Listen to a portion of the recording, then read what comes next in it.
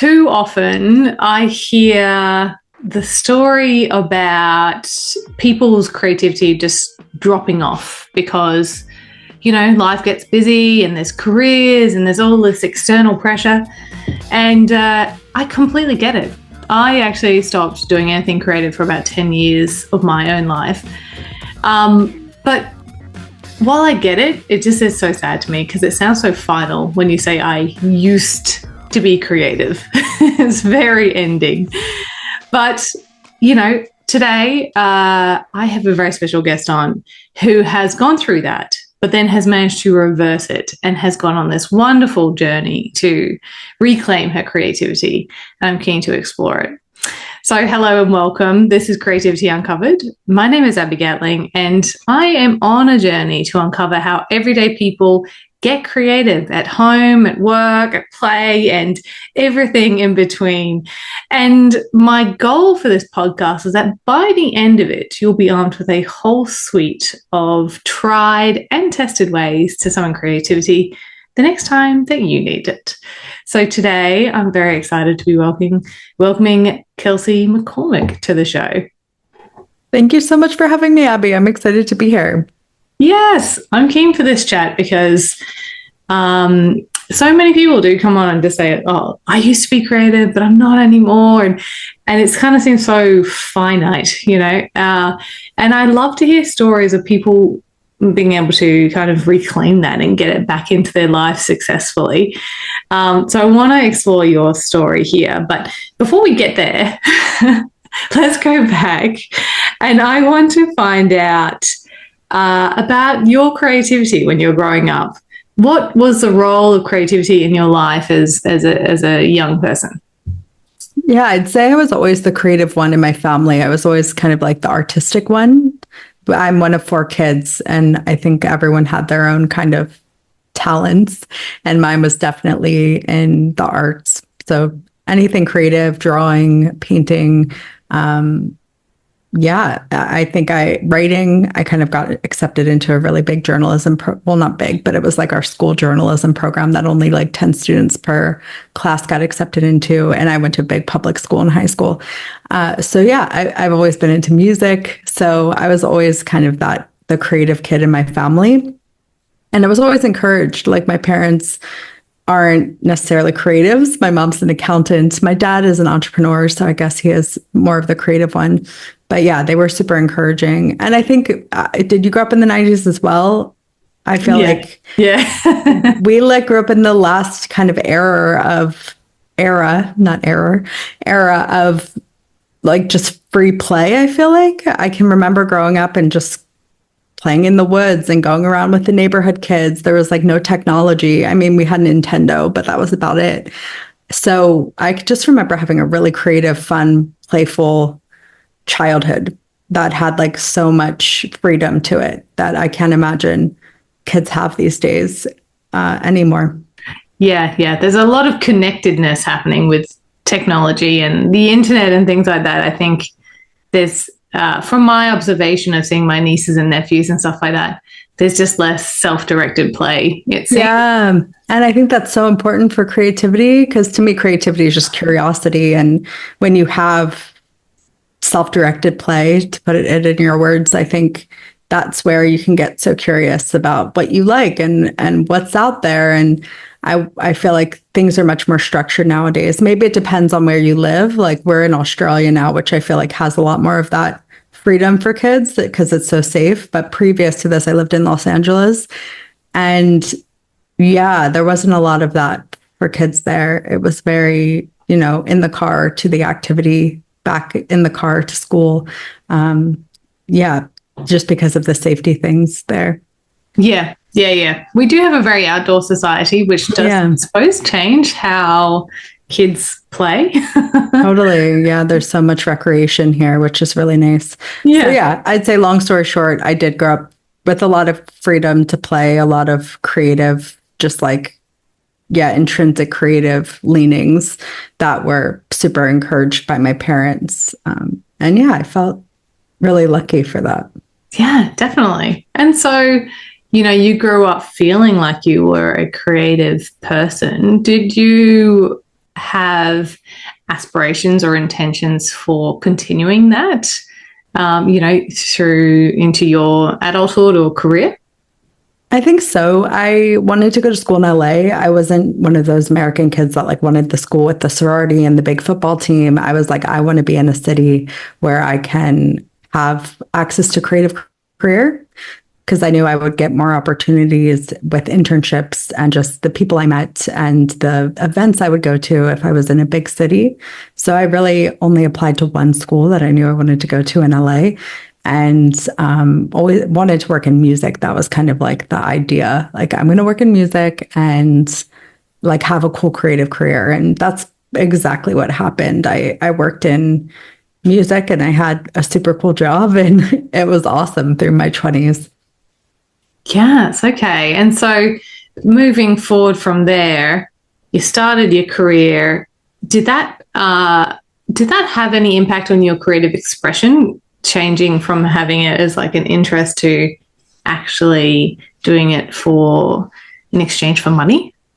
Yeah, I kind of did. I think I had a really narrow idea of what creativity was too, like to me, it was like working in a cool, like getting paid for, not necessarily getting paid actually, but it was the arts. It had to be the arts. But I ended up working in music, but in marketing. And that was super creative because you had to think up promotional ideas for like to sell tickets to concerts and festivals and tours. So you got to be super, super creative. But I think, yes, when you get paid for something that you love, it can kind of taint the experience, because while I was backstage at like Coachella, it was still work, you know? So I think through that process, I probably did lose my love for music in the way that, and like the reasons I wanted to work for it in the first place, because it did just become like another job, I guess. Yeah. Sometimes it's easy to get out of balance when it's like that if you're not doing enough sort of creative acts for your own Well, self. yeah, it was such an all-consuming job. Like the hours were crazy. Not only were you working 9 to 5, but then you were going to shows at night. So there wasn't a lot of room for fun outside of work. I think sometimes those kinds of cool jobs can come with a really big price tag as far as your life goes, they're very demanding. So I definitely kind of lost, even though it was a cool creative job, I definitely feel like I lost a lot of those things outside of work that made me feel creative. Yes, okay. And so what was the impact of that? So we sort of spoke last time about you've had to make this, make steps to actually reclaim your creativity. Did you lose that because of this intense work pressure, or what happened to sort of remove creativity from your life? Yeah, I think I kind of lost it through the jobs that I had. I had a job at an agency, and they really deciphered after I worked at the music and a job. I got a job at an agency for actually just a year before I left. But that job was like I was the account manager for the business that I used to work for. And they kind of had segmented creatives and non-creatives in the office. So like anyone on the accounts team was like a non-creative. They literally called us non-creatives, and anyone on like the art director, like anyone on the tools of Adobe were creatives. So I really got triggered at that job because I would often be referred to as a non-creative, especially by the art director that I worked with. And I just got a real bee in my bonnet. I was like, I am creative. I was always the creative one growing up. Like, what kind of happened there? And I think your soul kind of gets a little bit noisy when it feels like you're ignoring that creative child within. So I definitely just felt like a lot of frustration building up, like just from within, being like, you need to just like have fun. You need to relax. You need to play. So that voice got noisier and noisier. And then we decided to move to Australia in 2018. And that's when I was like, okay, I'm in a new environment. Now's the time to kind of re-explore what creativity means and what that looks like as a career, or as not a career, maybe just as a life practice. Okay. And what did that look like for you practically?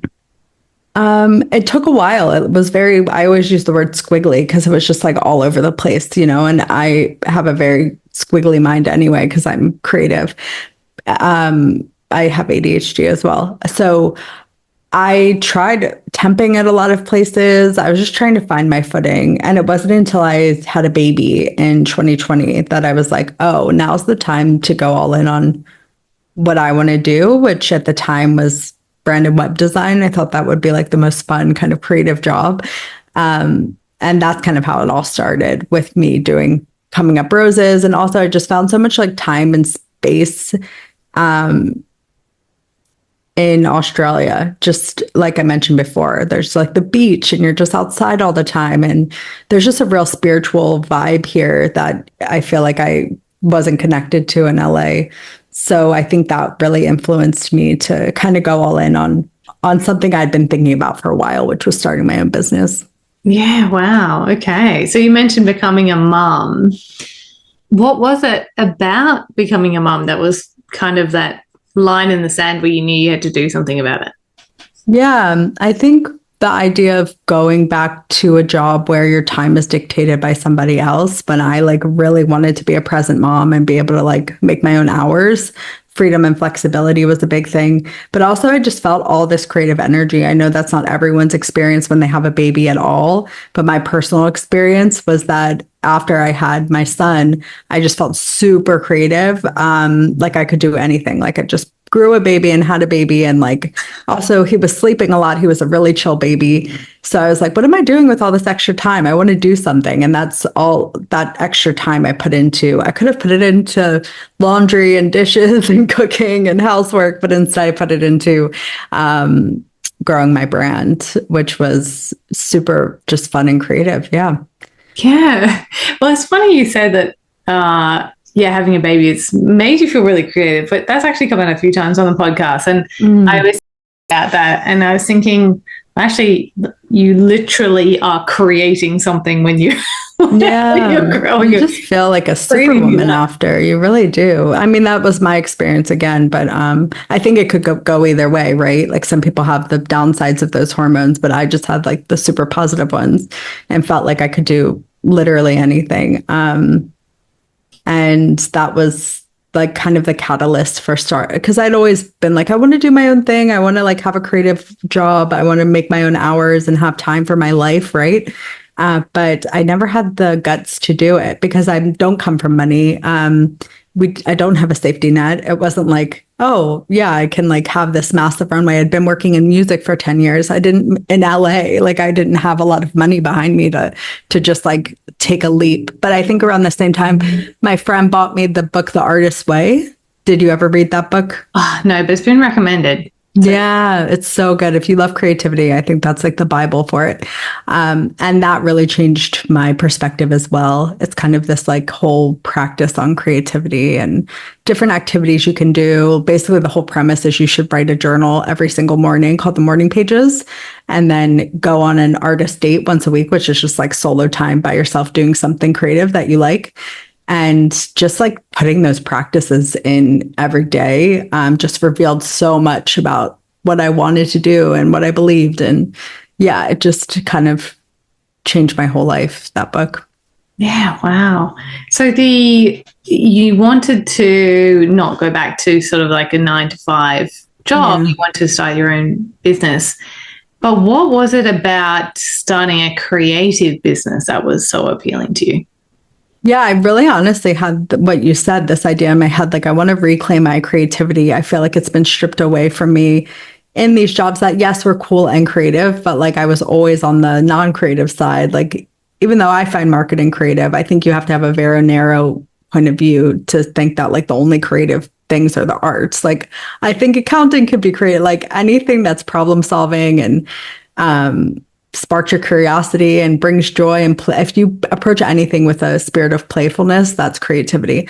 But at the time, I felt like really fragmented from that. And like the perception of me too was this like not creative person. And I was like, how did that happen? I was always the creative one. And I like value creativity so much. So yeah, so much of what I had written in my journals at the time was like, I really want to reclaim the spirit of play and creativity and fun. I think that I had lost. I don't know. You said you had a corporate background as well. I think for good reason, they kind of strip that away slowly, because obviously they don't want someone just like messing around. But yeah, was that your corporate experience as well? Yeah, I often think back on that because a lot of the people who sort of come to this loggerheads with their career on this podcast is generally they've been working for these big organizations. Mm-hmm. And that was my experience, is that the bigger the organization, the smaller your impact as an individual. And perhaps individuality is not necessarily encouraged because they want everything to be uniform throughout the organization. Right. Which means that, fresh ideas are quite often not encouraged. There's a lot of stakeholders and opinions too. So even if you have a really good idea, there might be like other people that need to approve it, or people who have a different idea. And I often found it was not always like the best idea that would move forward, but maybe the loudest voice or the person with the most pull. And yeah, I definitely feel like there were just so many moments of frustration and I just kind of wanted to create my own world, like my own immersive world. And that's what Coming Up Roses became. It was like this really fun, has like a garden theme. So everything's very like fun and immersive. I feel like the language of it, like you just kind of feel like you're in this really supportive, approachable world that feels like me. I think like the best aspects of my personality I've like infused into it. Yes. Yeah. So Coming Up Roses, that was your business that you launched at the time, was it? Mm-hmm. Yeah. It's still my business. Still going now. Yeah. And do you think that the idea of having this organic theme to your business was inspired by your move to Newcastle? Yeah, at the time I was actually living in Sydney. I think I just like had it stuck in my head that like everything's coming up roses, because I was having a bit of a hard time in Sydney making friends. I found it really cliquey. I found it just like I felt like when I first moved there, like, did I make a massive mistake? Because I have to like start all over. I was like on a good career trajectory in LA. I had a lot of friends. Like we're just starting from the beginning. We were living in a tiny apartment, but I just kept having that almost as a mantra. Everything's coming up roses. Everything's coming up roses. Like it's all going to work out. And then when it came to name my business, I was like, that'd be actually a cool business name. Like this idea that like things are going to work out and like it's creative. And then I could almost like picture the world around it too. I was like picturing the colors and the garden theme and all of that. And yeah, it just came together really quickly. So yeah, that's kind of the origin story. That's great. And so you had to teach yourself web design and branding. I actually took a course from a company called I Love Creatives. They're actually based in LA. And it was a Squarespace course, basically how to build websites in Squarespace. And I just took that and like started building people's websites, charging like nothing at first, but just getting my bearings with the platform. And then eventually like really having a signature style, and started to actually apply a lot of the things I learned from my 9-to-5 corporate job and like bring them back in. So things like, how to connect with audiences, how to like position yourself so that you like attract clients, right? Those are concepts I learned when I was trying to sell tickets to like niche audiences. So just bringing a lot of these concepts into the business to like stand out and differentiate myself. And then once I did that, I started to grow quite quickly and kind of stand out in this space, I think. Yes. Yeah. And how have you found your journey as a business owner? Yeah, it's squiggly. I'll say that again. Like it's so experimental. I think I'm coming up on 4 years now, and it's been so many different iterations, so many different things that I've experimented with and then shifted, or things I've tried and then like found a whole new world through. And it's been successful financially, which is amazing, because that's like the main thing, right? You want to be able to like live a good life with your business. But it's also just been so amazing it's connected me with so many cool creative people around the world. Like I feel like because of Coming Up Roses, I found my people.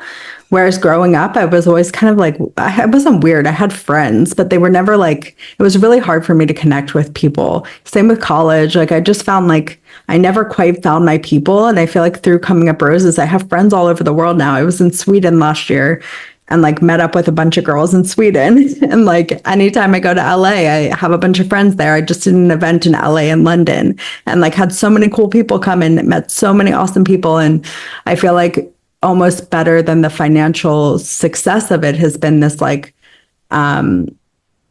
this whole world that I've met, like this whole world of creativity that I've become a part of that I didn't even really know existed before. Yeah, that's cool. I love that. And sort of like a little fun, unexpected benefit from the business. Totally. Yeah. But it has its ups and downs. There's times that are really hard. There's lots of self-doubt along the way. There's lots of creative problem solving. I think the better that you are at that, the more successful you'll be, right? Because there's going to be seasons that you're slower than usual or launches that don't go well. And then you have to pivot and problem solve and like be resilient. Again, things I feel like I learned in the corporate world, but are just so much more fun and playful when applied to your own business where you're making the rules. Yeah, absolutely. I think even with my own business, even though you go, okay, that time in the past in corporate life, that's been and gone, you've still learned so much along the way. So much. Yeah. Yeah. It was like a boot camp for just like getting through it and like learning. And I mean, I think I got so much resilience from working in the music industry because of just like, you get put through the ringer. It's just like nonstop. And you're working with like a lot of big personalities. And, I'm actually really grateful for the way it kind of shaped me to be such a person who, regardless of the day that I get dealt, I'm going to like figure it out and I'm going to like leave with a good attitude. And all that I learned that I now apply to my business in my own way. Yeah. So you started this business as a way to be able to flex your creative muscle a little bit more. Are you now feeling in that creative space, or are you feeling that you have more capacity to be creative? I do. Not only do I feel creative in my business and the way that I like approach creating my offers and like my brand and my brand voice and creating content and writing my newsletters, really just trying to approach everything with a sense of fun and play. I have so much more capacity to do the things that bring me creative joy. So swimming, walking, journaling, playing with my son, being outside. Like I do these things in the middle of the day, most days. And you don't have to tell anyone that you're BRB, I have to leave the office at X amount. You know what I mean? You just make your own schedule. So you have all of this flexibility to be creative and to explore things in your own way. So I think that's really been such a gift of starting my own business. Yeah. The thing that's like I think it's like, again, it outweighs the financial rewards of it because how you really can't put a price on owning your time. Yeah, absolutely. For me, one of the things when working in my previous career was that sort of grind of run. Every day is sort of the same, going to the office, all the hours you have to work. And I often think like how it's so hard to run a business, but it is so rewarding in the fact that you can choose your own hours. You can work I certainly can work from anywhere as long as I've got my laptop and the internet. Yeah, totally. We've been traveling. I mean, in the last 12 months, we've traveled 6 of them. Us as a little family unit. I have a son and a husband. And that's so cool. Like I always wanted to be able to travel and work around the world and go see new places. And there's just so many amazing things that unlock your creativity when you can control your time that you just don't realize.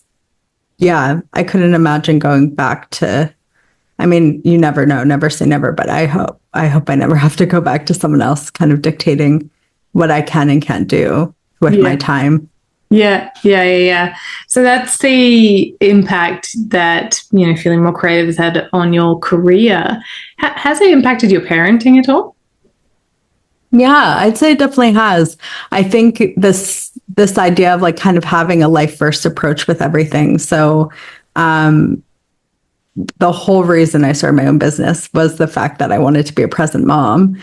And it's since been able to bring my husband on to work with me. So we have this amazing kind of co-parent relationship. We're still married. I know most people associate co-parent with divorce, but I mean co-parent in the sense of like he is working and I'm with Neil, or I'm working and he's with Neil, or we just do stuff as a family in the middle of the week, like go to lunch or go to the beach, because we've just created this creative life that like supports the family, and it's been amazing. I think that yeah, like it's just fun. Like it's just a really nice life. I mean, it's not perfect, there's times when it's challenging still, but yeah, I think being able to have so much time freedom has helped me be such a more present mom. And like when you're present, I feel like that's when you're the most creative.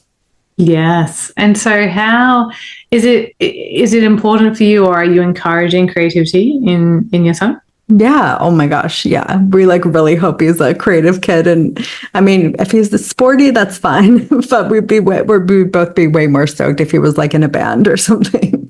um, yeah, we're both very creative parents. And I mean, he's in piano. He's only 4, but he's in piano and he does jujitsu, which is kind of sporty, but I also feel like it's kind of like a creative sport. Um, he's super creative and we're super encouraging about it. He just wants to play all the time. And it's nice to have a kid just remind you about how intrinsic that desire is, to just like kind of draw for a little bit or build some blocks and just like zoom a car around. Like there are these like things that we kind of have to do to itch a certain part of our brain that I think as adults we can forget about, that are still just as important. Like going to the beach with him and building sandcastles is like the most fun thing ever. And when else would I do that if I didn't have a little boy to hang out with? So we went like Halloween, like doing Halloween yesterday. And I don't know, you get to like relive your childhood in a lot of ways when you have I mean, maybe when you have a niece and nephew you're super close with as well. Maybe that's even better because you don't have to be the disciplinarian as well. Yeah, you can hand them back. Yeah, exactly. But yeah, we're very encouraging of his creativity for sure. And luckily, I think moving to Australia it was a really good move for that, because again, he's experiencing kind of that like spacious, self-led play childhood that I don't think he would have received as much in LA, where like he couldn't walk around alone. I mean, he can't right now, he's 4, but like as he gets older, or there's just a little bit more sketchy and not safe there. Yeah. Different times, different places, right? Yeah, exactly. So I think a big part of moving here was about giving him that really wide open, spacious childhood that we had growing up. Yes, so cool. So I love that, the fact that you've been able to, go beyond the creative career, sort of be kind of pushed off it for a little bit, but be able to make your way back again. What would your advice be for someone who is at that point where they're just not that happy with their career and they want to find their way back? Any advice or any tips for people who want to try and take that next step? I'd say for me, it was a spiritual problem more that, so, I mean, like, yes, creative problem, but like for me, there was so much work I needed to do to like excavate why I felt so disconnected. Because to me, like, yes, creativity is about curiosity, connection, playfulness. And I just felt so disconnected and disassociated from that after being in a 9 to 5, that I had like what I called a spiritual problem. It was like I didn't have any connection with like this child within, this like playful child, like my little son that like I play and be silly with. Like I felt like I was closed off to that. So I'd say the first thing to do, like, don't quit your job and start a business necessarily, but the first thing to do is like figure out how you can reconnect with yourself and that inner child, and like how you can solve that spiritual problem and find some sort of like connection with like not only yourself, but like the greater kind of creative force of the universe. For me, what helped with that was the artist way. But there's lots of books, there's lots of activities. Like it could just be going for a walk in the morning every day or doing a journal or painting or, there's so many things that you could do to kind of reconnect with that. It's probably not going to be found scrolling TikTok. It's probably not going to be found sitting and wishing that you'd have it, right? It's going to be found through action. So I'd say that's step one. And then once you reconnect with that, you're going to get told so many things that you forgot about or didn't realize. And it's going to be revealed like what you kind of are meant to be doing. I know that sounds very woo, but that's my experience. So I say if you feel disconnected, not sure what the next step is, it's a creative spiritual problem. And that's the first thing to address. Yeah, I agree. And also to your first point there is that you don't have to quit your job straight away and try and do it, that you can do this work on the side and get yourself prepared to then make that leap. It doesn't have to be as scary as just, jumping off the cliff with both feet. Yeah, I think take some sort of action where you're reconnecting with that creative source energy, wherever it is, however you do it. And once you do, you'll figure out what your next step should be. Yeah, wonderful. Thank you so much. So what I'll do is I'll actually put a link to The Artist Way in the show notes, as That's well a good as idea. The link to your business as well, Coming Up Roses. So if anyone wants to find out a little bit more about you and get in touch with your services, they can do that as well. So thank you so much for joining me today, Kelsey. Thank you. It was so great to chat more about creativity, my favorite subject. Mine too. And I also want to say thanks to everyone who's tuned into this episode of Creativity Uncovered. If this has inspired you to take that step or just to begin thinking about your creative journey, I'd love to hear about it. So please do get in touch. And if you think a friend or a pal may like this episode, please do share it on as well. So until next time, take care.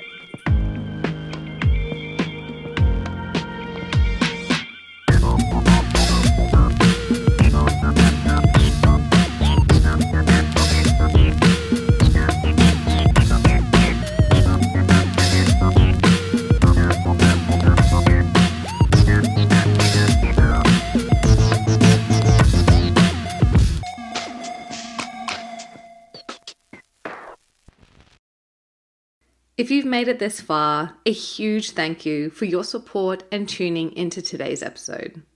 Creativity Uncovered has been lovingly recorded on the land of the Cubby Cubby people, and we pay our respect to elders past, present, and emerging. This podcast has been produced by my amazing team here at Crisp Communications, and the music you just heard was composed by James Gatling. If you liked this episode, please do share it around and help us on our mission to unlock more creativity in this world. You can also hit subscribe so you don't miss out on any new episode releases.